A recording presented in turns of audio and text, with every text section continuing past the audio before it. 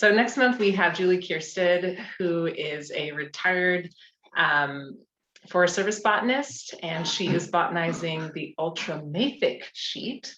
That is her talk title. She's going to go over some interesting plants that she has found in Northwestern California in the Trinity National Forest. She is on a book or two published by Backcountry Press. She just moved to Ashland, is a pretty phenomenal sounding botanist, and it sounds like she's just really ready to share her experience botanizing some serpentine influenced plant communities. So join us next month to listen to Julie talk. And let's go back. Okay, and now we go back. So this month's speaker is with me, next to me, right here. Hazel, Tommi Hazel, as some of you know, is a permaculture elder known in this region. Today, Hazel will be talking about coppice craft. They will be, the description reads, tending to native traditional use shrubs yields products and persistence. Controlling exuberant exotics can also yield products while reducing fuel loads, pre-empting seed set, and preventing further spread. Coppice growth can be stimulated with fire, browsing, and cutting. Hazel will report on South Africa 1994, Upper Tolman Creek Road in the late 90s, and Wolf Gulch Ranch since 2000.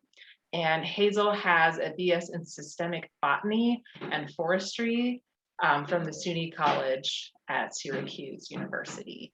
And also there's just so much more about Hazel that I'm sure a lot of us are excited about and familiar with, and looking forward to hearing about.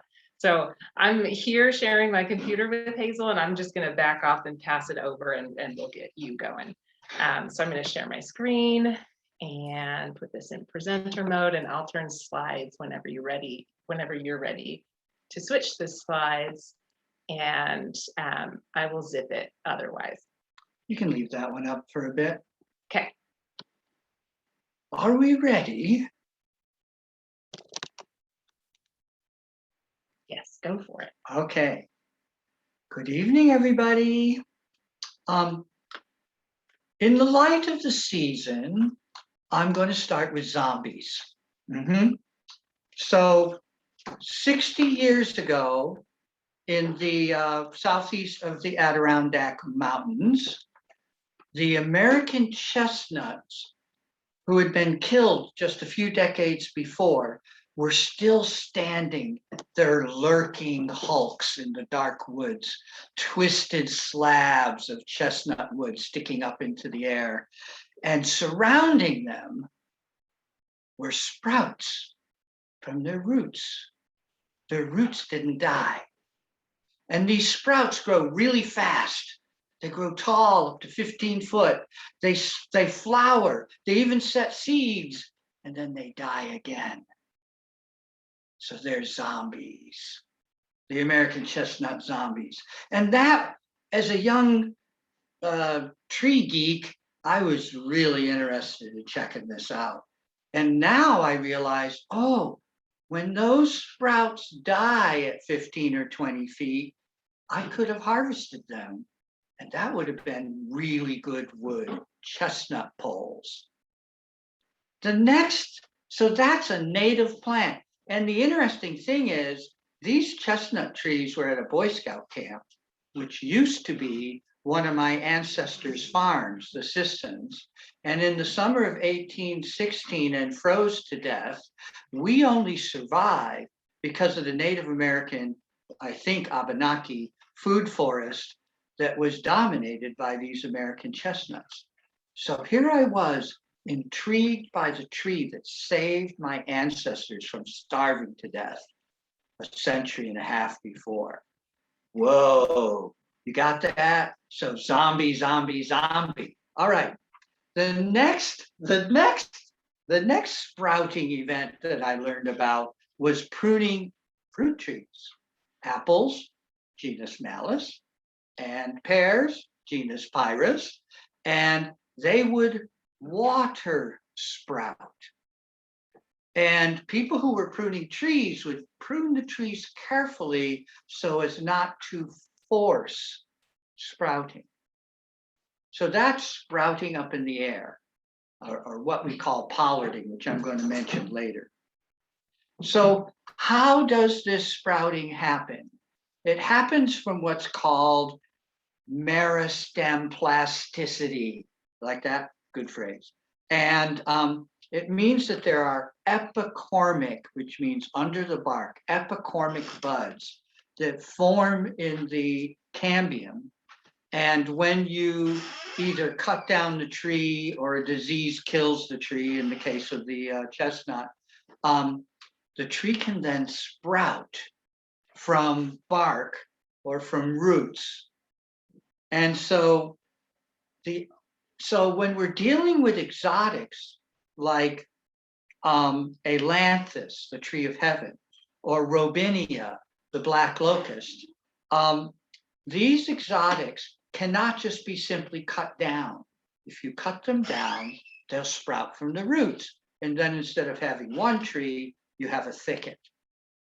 So you have to girdle.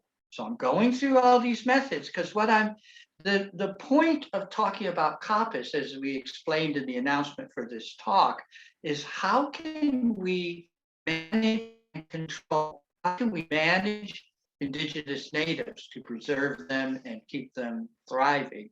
And how can we control exotics? So I'm going through natural controls instead of using chemicals. Girdling means that you cut a strip of bark near just above the stump of an ailanthus or a robinia that you're trying to kill, and taking out the cambium and the phloem, taking the bark, the phloem, and the cambium down to the xylem. And that way, water still goes up to the branches of the tree, but the roots starve for food. So 2 to 3 months later, the tree dies, roots first, top second. That prevents root sprouting. So that's the control by girdling. A few other just odd things, and we'll go on from there. When I'm dealing with coppicing, not everything coppices, right? So first of all, hardly any conifers except yews, genus Taxus, sprout from the roots and redwoods and the stump. Many things in a dry alkaline desert, like I live at here at Wolf Gulch, if you cut the thing down, that usually would sprout at coppice, like Ceanothus species, especially Ceanothus cuneatus, buckbrush. It doesn't come back. So you have to leave one living branch in order for new sprouts to come up. Just some little details I'm covering here. And when I have coppiced buckbrush and it comes back, and other Ceanothus that I coppice, the deer come in and browse it down, preferably. So sometimes coppice growth is tastier, it's sweeter, or has more nutrition in it. And then browsing animals like elk and deer will come in and preferably browse on that coppice. So, okay, and one other, pollarding, Pollarding, is coppicing up in the air. And traditionally it was done to produce browsing materials that could be cut for cut feed, cut the branches, feed them to your goats or cows, without getting in that preferred browsing down to the stump. So if you it's those Van Gogh paintings. Alongside the road, there's these trees and there's a poof at the top and all these branches.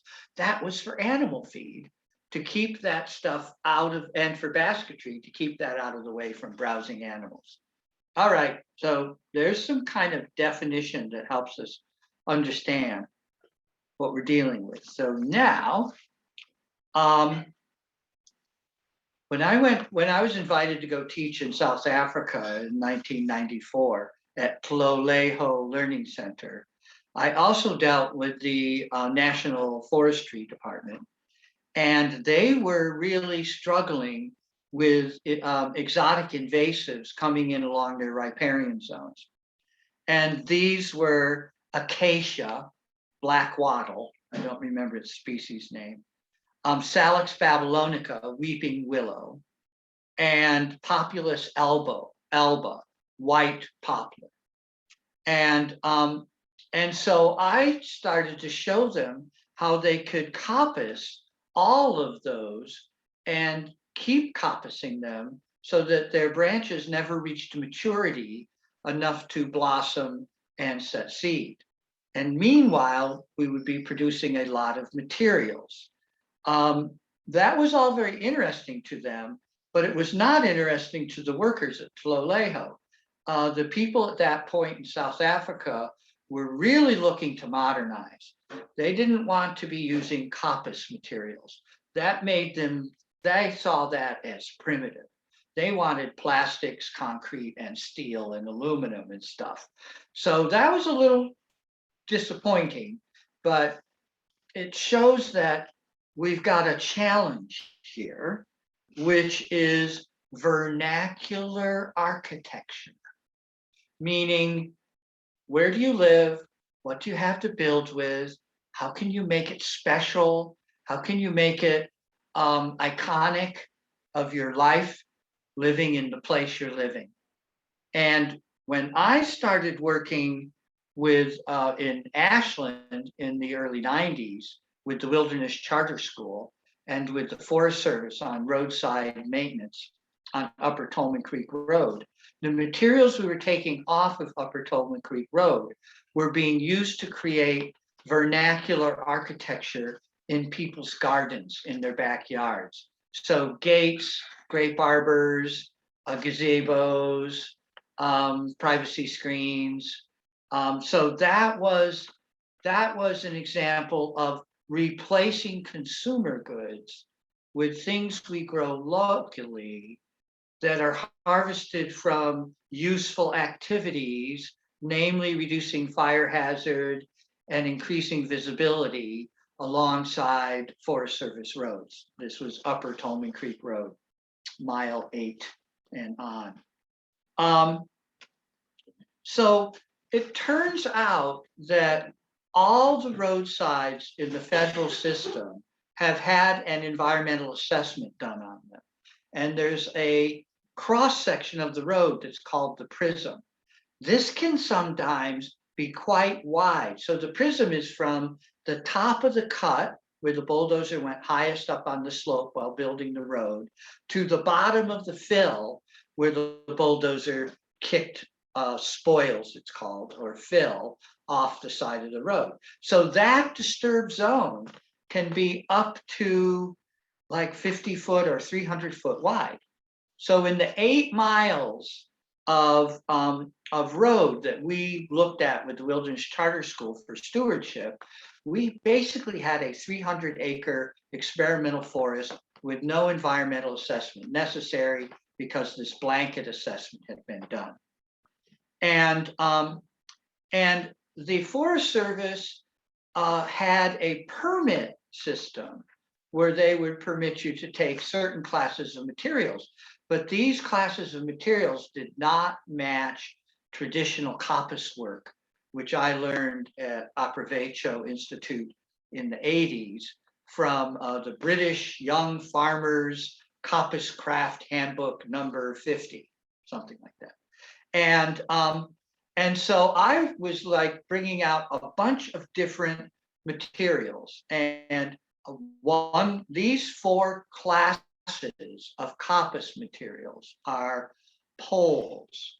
So poles are long and tall and up to 6 inches in diameter is what the Forest Service would let us cut. Staves. So they called staves grape stakes, which shows that there was a commercial harvesting of materials from the roadsides that went into the agriculture department or business rather onto farms. I was also interested in rods, which are used for making furniture, and withies that are used for making baskets. So these are 4 different size class materials. The Forest Service also allowed us to harvest what are called landscaping or floral materials.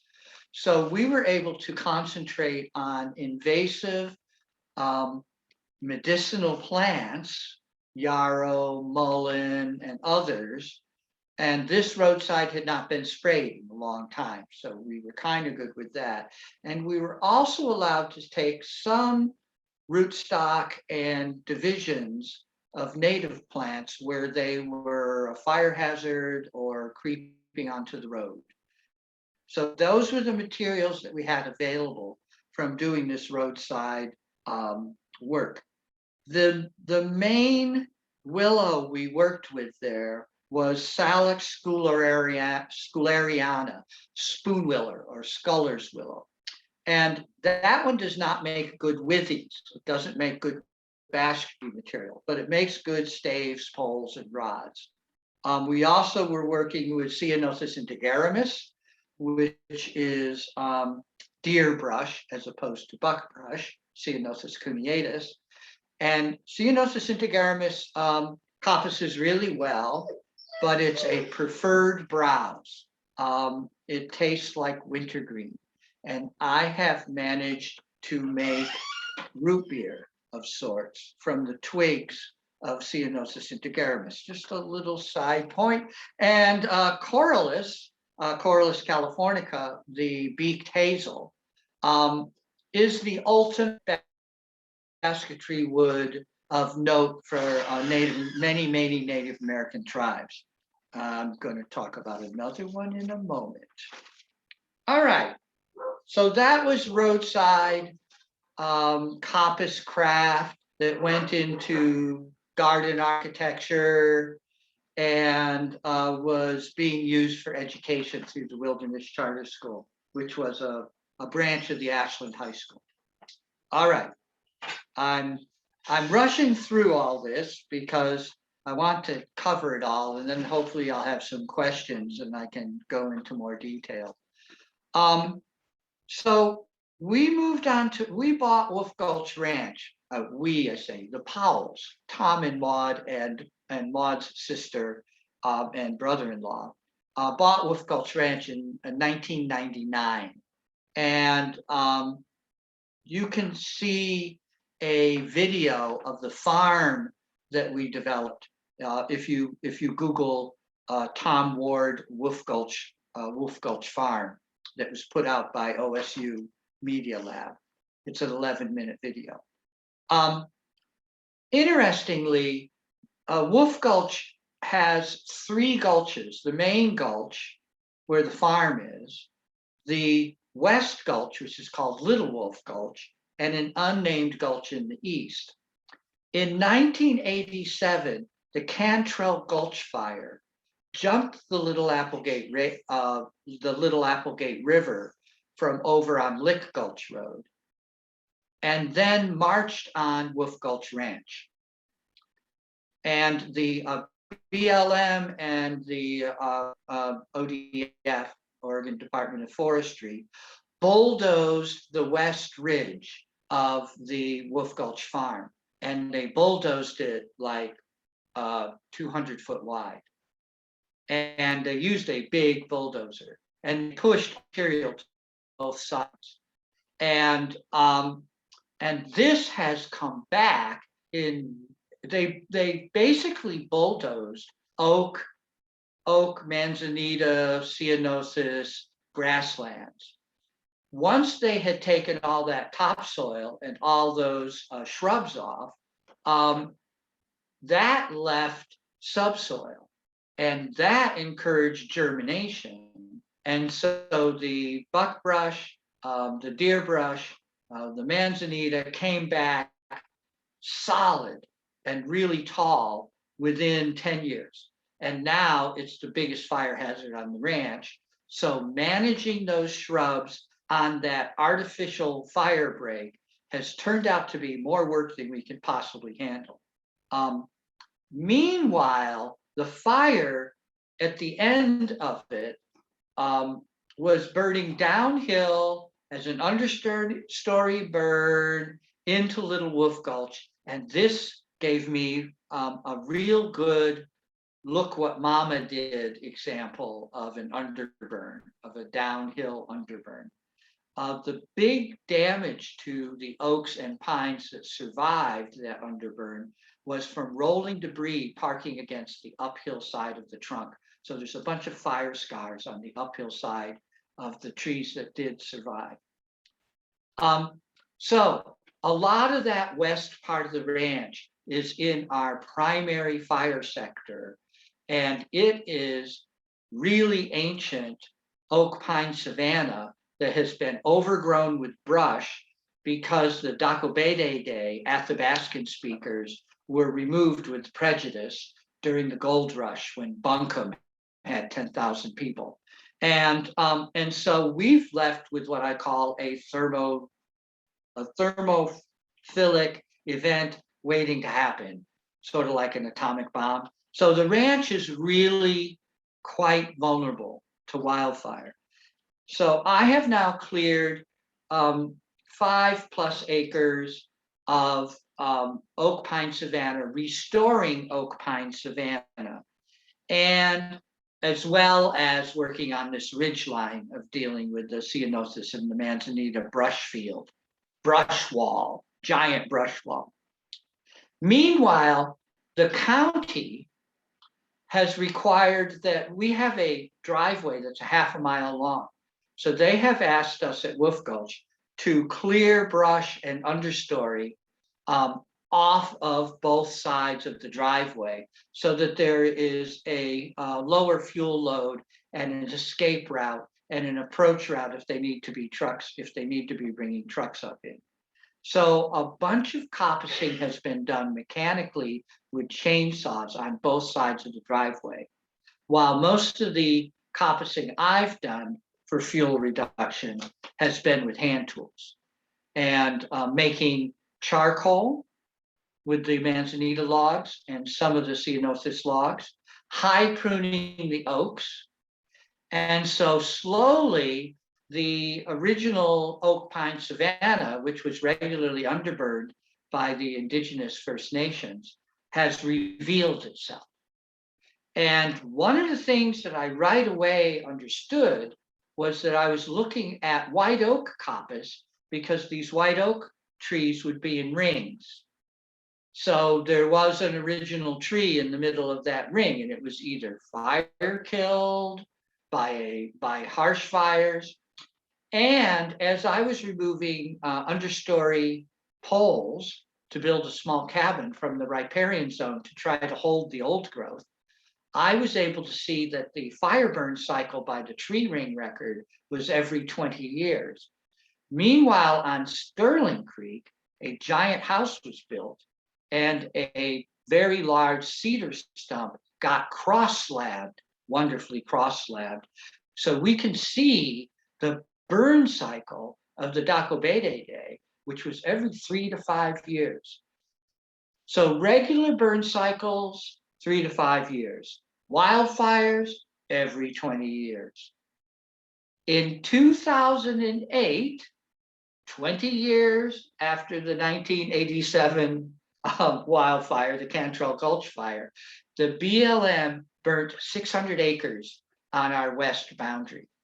And I assisted the BLM in that burn, but they did this burn in early March. And that was disastrous for a number of emergent wildflowers. And a whole bunch of wildlife fell back. So burning, traditional First Nations burning was a delicate art, and it was done really carefully because there's fire girdling as well as fire coppicing. If the fire is too hot and it goes by a tree, it can kill the bark and end up with killing the root system. So I don't want to go into that right now. I try to do cool burns that don't fire girdle and that go by. So, interestingly, where I have cleared out understory brush and restored oak pine savanna, and then introduced cool burning, the Rus diversaloba, which we call guardian oak, has not come back. It successfully fire girdled. But up on the bulldozer scrape, which was down to subsoil, when we have coppiced or burned the Rus, the sumac, the guardian oak, it has come back great. So I'm still trying to understand why in the grasslands we were able to move the ecosystem succession, the ecological succession forward, or you could say restored back to oak pine savanna. I like that I'm able to successfully coppice the sumac because it carries persistent berries over winter. And that's extremely useful for overwintering birds like Buick's wren and the hermit thrush. All right. Then above us, above Wolf Gulch Ranch, I call the whole thing the Wolf Gulch Ranch. Wolf Gulch Farm is part of Wolf Gulch Ranch. Above us is the Sterling Ditch Trail, which has been restored fairly recently, and people like to walk it. And really interestingly, the trail maintenance to open the Sterling Ditch Trail, since the BLM did the forced burning in 2008, has allowed me to see cut coppicing following burn coppicing. In this case, I'm looking at the Garia fremontia, the silk tassel, Fremonti, the silk tassel. Silk tassel makes really good rods, not so good withies. And so that works good for things you'll see in slides a little further along. Also in the BLM burn, the 2008 burn, is a patch of previously fire coppiced willow that's a unique basketry willow, which I haven't fully identified. It's either Sitka willow, which is Salix sitkensis, or it's a royal willow, and I don't remember the species on a royal willow. But it is perfumed, and it has a very showy flower for a willow. So I'm trying to propagate this willow. It coppices fairly well, but the drought has been difficult. And so we're trying to save it. I believe a lot also on our property is Modoc plum, way out of its natural range on the Modoc Plateau, east of the Cascades. So I believe I am looking at special basketry material that were brought in by the First Nations, by the Dakobede. And the Dakobede were especially known for their Hazel baskets, for their basketry. So I am now managing previously managed indigenous native basketry materials. I don't know exactly what I'm doing, but I'm learning. And we're going to see those slides in a moment when we go through my actual work with coppicing. Okay, I think we're ready for slides. That was a long introduction. I hope you all were patient.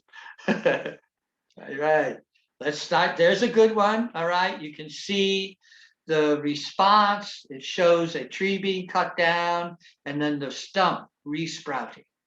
And then that can be thinned. All right, isn't this a glorious fall photograph? Ignore the drip tape in the lower corner.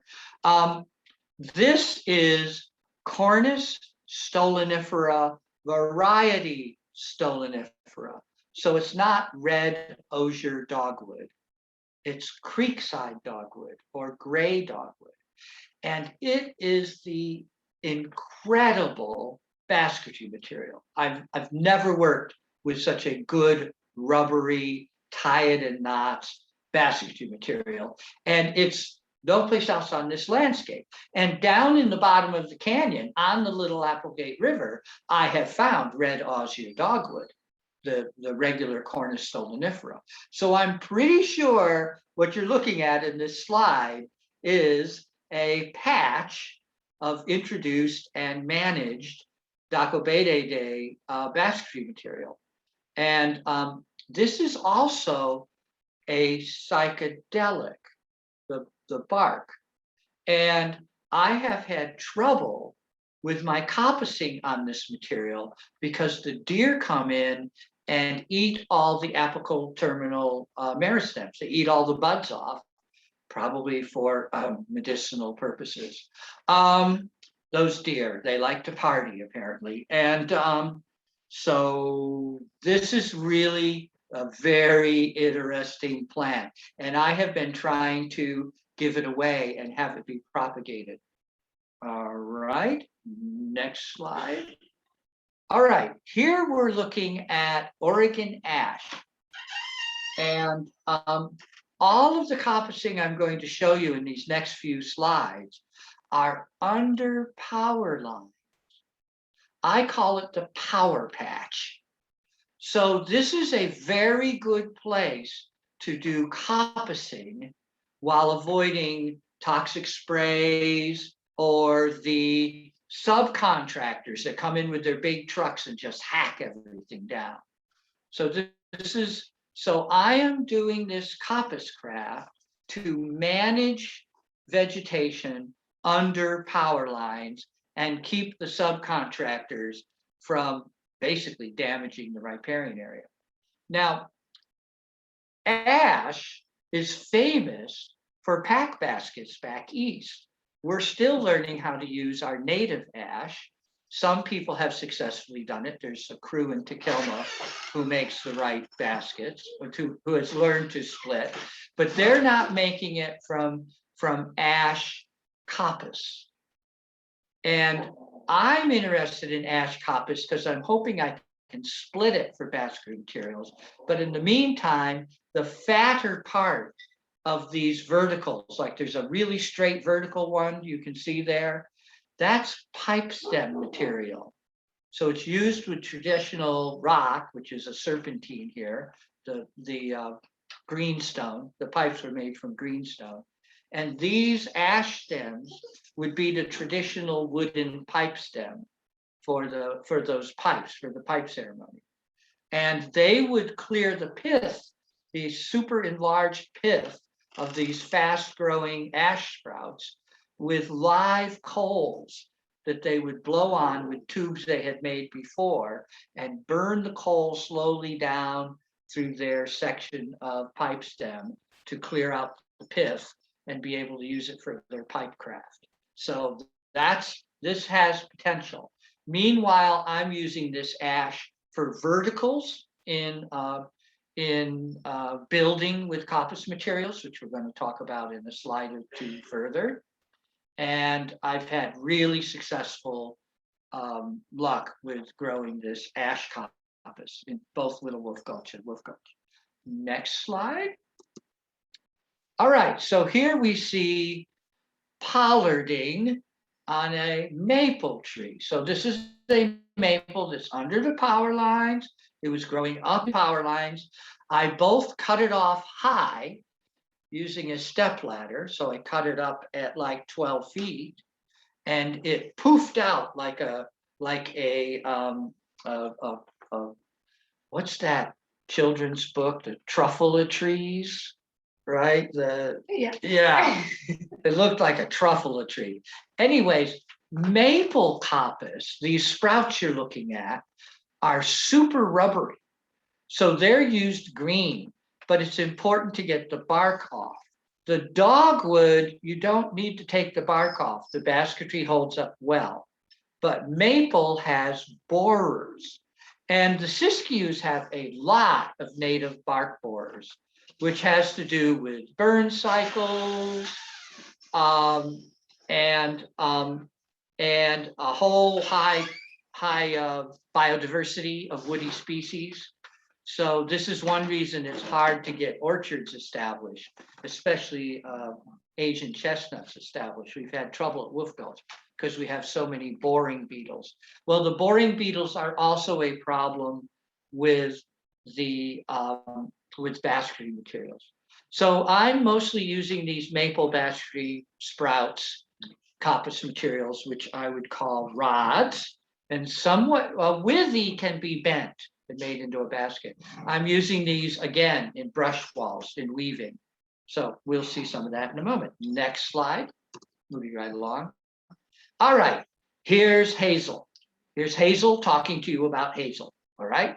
So if you look into the real middle of the slide, you can see a whole bunch of really thin vertical twigs growing. Yeah, right in there and right in there. Those are ultimate basketry material. And Hazel gets a lot of bark beetles. So usually you either strip the bark off after the first green buds appear, or you harvest these withies earlier in the winter and you burn the bark off over hot coals, and then the bark comes off easily. So you'll see in First Nations basketry ethnobotany that the hazel all looks white. That's because they've taken the bark off. And I learned the hard way making baskets that the beetles move in, and pretty soon your basket is weeping sawdust, which doesn't look good on your living room table, you know. So that makes hazel hard to deal with, but it still makes the best baskets, except I like the dogwood. Okay, next slide. All right, so in the last slide, we saw an experiment I was doing to produce rods and withies on hazel by thinning and by cutting stems high. And that allowed enough bark so that it would be sprouting off of these cut stems from the old stools. So this is called a stool when you're using it for basketry work. And here I have cut an entire hazel stool back pretty short. Like you can see, the cut is about 18 inches, 1.5 feet off the ground. And then you can see all these new twigs growing out. Those are all going to become high-grade basketry materials. And I learned from research that the hazel basketry stools were always shade grown. I guess so that things would grow longer, faster. The withies would grow longer, faster. And again, along our riparian zone are these spaced out hazel clumps that I bet are remnant basketry stools. Now, my research also tells me that they burned the First Nations people burned their hazel stools to stimulate basketry growth. I have not been successful doing this. In fact, hazel is known to resist burning. So I am making fire tools from hazel because I can make what's called a fire broom from hazel withies and hazel rods and use it to fan and suppress cool burning. We're doing controlled burns. A little water break. We're managing dogs here, so there's a little circus going on. All right. Yeah, that's a lot to say about hazel. I also have successfully made hazel digging sticks for digging roots. Next slide. Know how to do that? Yes. All right. So now we're going to talk about using the materials. What you see under the burlap, right behind a chart, right behind a little basket there that I made, is a backrest. So that's a type of chair. And we'll see it in the next slide a little better. Behind the chair, behind that white oak trunk, is a wattle and daub wall. So the verticals are called shores or sails, and the horizontals are called withies or weavers. And then you see some bottles embedded and you see some adobe. So the other side of what looks to all of us like a basketry wall has been daubed with adobe soil.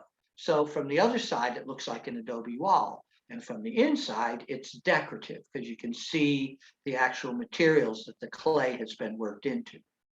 Then to the right of that wall is vertical rods. Those are that willow, that Sitka willow that I was talking about. And that's like a wind chime. It's a privacy screen. It's a curtain. It's a willow curtain. You can walk through that thing and it rattles. Someone once came by and they played it and they said, "Oh, you've got a prayer wheel." So it's a big hit. People really like that willow curtain because it makes noise and it shades me when the sun is a low angle. And this is the shade house. This is an outdoor living area that this is all in. Okay, next slide. All right, here you see, oh, we can't see the backrest. It's down further on the slide. Oh, no. Yeah, so we've kind of like chopped the slide a little bit here. But you can see a better picture of the adobe in there. Yeah, we may not be able to get it back. There it is. Almost, we can see the top of it. All right. That's okay. We're getting there. Okay. So let me just say, I started making teepees in 1972, and I read the Lobbins book. It's called the Teepee book. And they described teepee furniture, and all that teepee furniture was made from coppice wood, from willow. So I made willow backrests a long time ago, that's 50 years ago. And I still have that backrest. It's in this, I don't have a slide of it in this palapa, this outdoor living area. And these backrests, which are usually on tripods, are super comfortable.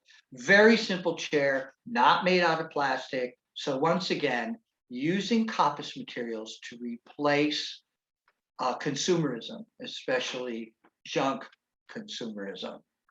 All right, so we got another slide.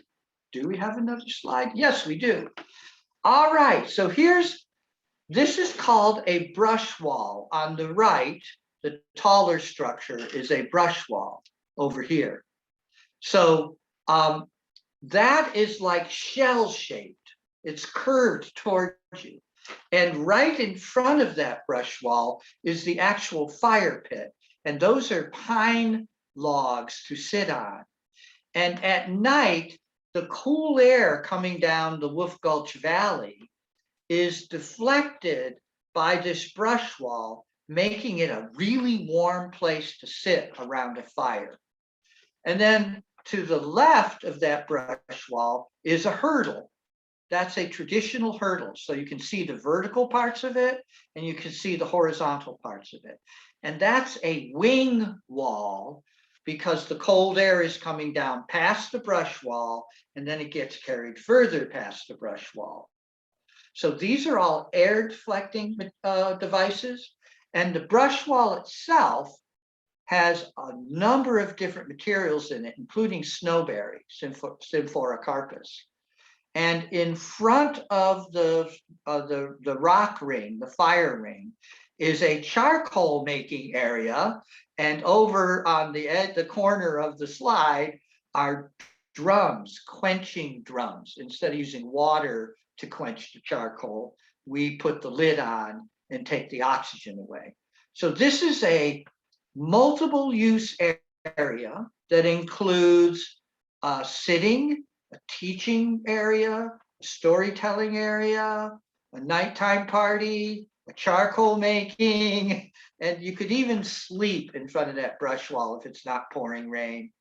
So, and these are all, the brush shelter is actually similar to Northern California First Nations walls that I've seen drawings of. And the hurdle is a really old device. They found a preserved house in the Inoxia zone at the bottom of the Black Sea that was thousands of years old.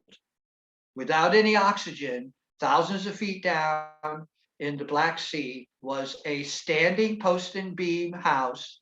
I'm repeating so you can hear me, with hurdle walls, these wattle and daub walls. So that's how long these devices and coppicing has been used. And we have a lot to learn to bring these crafts back, but I'm having a little bit of fun. And the story I tell is my cabin is actually made out of coppice materials. I live in a little cabin in Little Wolf Gulch, just below Little Bear Butte, just above the Little Applegate River. And we're having a little bit of fun, but we don't brag about it. And that's the modest little story of my life. So I think I've talked enough. I've used up the time. And oh yeah, here's baskets and pallets. The pallets over on the left there, those flat, those like God's eye things, those are for putting bags of grains and beans on so that they don't rot out in the bottom of the bag. So we're making stuff. So I mentioned vernacular architecture. I think we can learn to use the materials we have while we're controlling exotics and maintaining traditional natives. We can then replace consumer goods. We can make things that we need and not buy them. I have a hard time selling my baskets because there's so many cheap bamboo baskets that are shipped in. And we wonder what the people, how much the people who make those baskets get paid, right? So make your own. Then there you can see on that slide those 4 classes of materials that are grown with coppicing. Poles, you can make big long poles for building structures. Staves, which are the vertical parts of the hurdles. Rods, which I showed you for the backrest and for making furniture. And withies, which are used to make basketries. And then to repeat, I negotiated with the Forest Service, with the Ashland Ranger District, for that Upper Tolman Creek Road project. They were excited to hear me coming because they didn't have a budget anymore for roadside spraying, yay, but they still needed to do maintenance. And for me to show up and say, oh, we could actually use those materials, I actually got to sit down with the Northwest Regional Science team and talk this all out. That was super fun. So thank you. There's my high-speed tour through coppicing. So I will take any questions now that you may have. Okay, so do we want to unshare the screen, or we can do it if you want to ask a question? You can show your video, and you can either raise your hand by using the raise your hand button, or you can just manually raise your hand and I will call on you, or you can ask a question in the chat and I will pitch it to Hazel. So we can get started. There were a couple of questions in the chat. Rachel asked, in what way does Hazel make the best basket? In what way do I make the best? I think they're asking about the plants, not you personally. The plants? Yeah. Yeah, so I'm a real big fan of that Creekside dogwood. Those have been really good baskets. I was excited to find out that the small hazel baskets, you saw in one of those slides, you saw a big basket that looked like a laundry basket. That was made from dogwood. And then the little baskets next to it are like little gift baskets, which are really cool. And those are made from hazel, and they don't need to have the bark taken off when they're tiny little withies. The beetles don't go in and mess with those withies. So, and interestingly, a lot of the baskets I've been making are from salvage material while I'm restoring the coppicing that was done by the Dacobede Day 150 years ago. So I'm re-establishing the vigor of these untended, abandoned, ancient basketry stools. So a lot of my baskets so far are really rough because I'm using salvage materials. But boy, that taught me basketry. Using the salvage materials, no blame, right? If it doesn't work, it doesn't work. But then as I got finer and finer materials through my growing of coppice, I really like those small hazel gift baskets. And I have made much larger pack baskets with willow, but I did that with Margaret Matthewson from OSU, taking her basketry course. And she's an ethnobotanist and has worked with many tribes. Okay. So I'm still a little bit Yeah. Oh, that was, I think that, do you have two computers? Okay, there we go. Awesome. So I'm still a little bit confused. So you said you love the dogwood and the willow had a use, and then you said that the hazel makes the best baskets, but it doesn't, but I'm not sure why you're saying it seems like the other ones you like better. The gift baskets. The little hazel gift baskets are special because I can like leave some catkins sticking off of them, and they look cute. The dogwood, when I make the willow baskets, the dogwood is the best handle wrapping because it's so rubbery and it stays red and I don't have to take the bark off. So anytime I want to put a trim on something or an edge around something, then the dogwood is like my finish off, right? It's my primo finish thing that gives me good color and adds to things. So I guess I'm like maybe I have a trouble because my name is Hazel, and so I like hazel. So, but dogwood's really good. Okay, that dogwood, the Creekside. All right. All right, we had another question for Rachel. Do you want to ask it in person or do you want me to read it? Sure. So I lived for many years in Oaxaca, Mexico, and there, folks cut things. One of the things is the invasive Arundodonax, which they call carrizo, which is incredibly useful. It's terribly invasive in riparian areas, but they use it for everything, for building materials and basketry and all kinds of things. And so one of the things that they were very insistent on when they're going to cut it was cutting it with the moon. And I can't remember now if it was like it needed to be kind of close to one of the phases of the moon. And I can't remember if it was full or new now, but they totally insisted that if you cut it in the wrong time, it would really get picado, would get eaten by the bugs. The insects would really attack it, like as if the plant were more full of sugars and more attractive or something during certain phases of the moon. And I wonder if you've run into that. They absolutely swore by it. Interesting, because the program I learned was you cut at the new moon so that the roots stay strong and re-sprout, right? So if you cut it at the full moon, then the energy is up in the top of the plant. That's folklore, right? But you're repeating folklore there. Yeah, So no, I know. think Yeah. there's a mix up there in the story, right? From what we know science-wise and what Well, they're I telling don't, us. I mean, I can't remember which they said, and I don't know anything about the science about Well, if it is. if at the full moon, the plant is more juicy, then the bugs would attack your baskets made with full moon withies. I guess. So that Well, right. That's what I always assumed. I mean, I thought if there was any science to it, which I didn't look into, it would be something like that, that there would be more sugars in the plant that would attract the insects. well, but I was that matches what I'm saying, which is cut at the new moon. Mhm. That comes out the same. But it doesn't affect the hazel still gets eaten either way. Yeah. Once the hazel is rod size, which is like the size of your little finger, the beetles are going to take it out. So you got to get the bark off, and that controls what season you're collecting it in.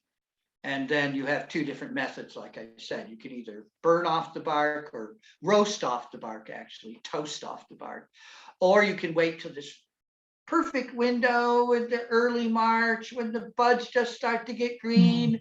And that's, of course, when the phloem starts running to feed the buds for leafing. And that would cause the bark to slip off more easily. So, and that's true of teepee poles when you're cutting conifers. You want to cut them at in January in the hunger moon because the sap has actually started running and the bark comes off easier. So getting the bark off is a big thing. And there's a lot of stories and advice that I've heard about this. Lots of different stories about how you deal with the bark. So I really like it when I run into something like willow or dogwood that doesn't have the beetle problem or doesn't have the beetle challenge. It's not a problem because if you do take the bark off the hazel, which I hope to do someday, and I haven't managed to actually do basketry with white hazel, those baskets have the highest reputation. Traditionally, the Dacobede, they were known for their white hazel baskets. And they were probably utilitarian and really tough. And my joke, I'm full of them, is the enemy of social forestry is the plastic bucket. Because baskets, they don't hold water, they kind of fall apart. The plastic bucket, on the other hand, people think they last forever, but it's plastic. We got to get rid of it. The age of plastic needs to end now, tonight. No more plastic. Baskets, Coppice, let's go for it. Okay, any other questions? The last question we have, unless somebody else raises their hand or puts something in the chat, is where can we purchase your baskets, Hazel? Yes. Okay, great question, actually, because when I worked for the Rogue Institute for Ecology and Economy in Ashland in the 90s, we looked at brokering multiple forestry projects off of sophisticated ecosystem restoration projects. And oh my gosh, it turned out to be economically untenable because the sorting yards or the brokerage took too big of a cut off the top. And all the advice I got was you need a single product and you market that product and you pay your workers minimum wage. And I was like, no fun, no thank you. So multiple products is what you get from social forestry. You're sorting, you're collecting, you're noticing, you're paying attention. And you end up with all the household goods you need.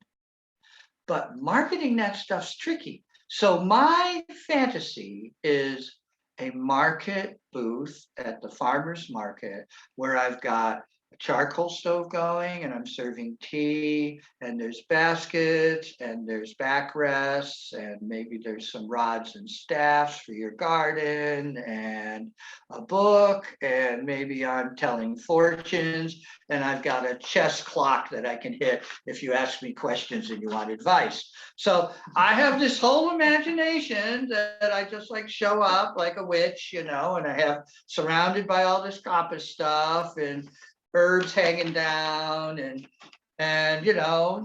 basketry classes, whatever. So we're working on it.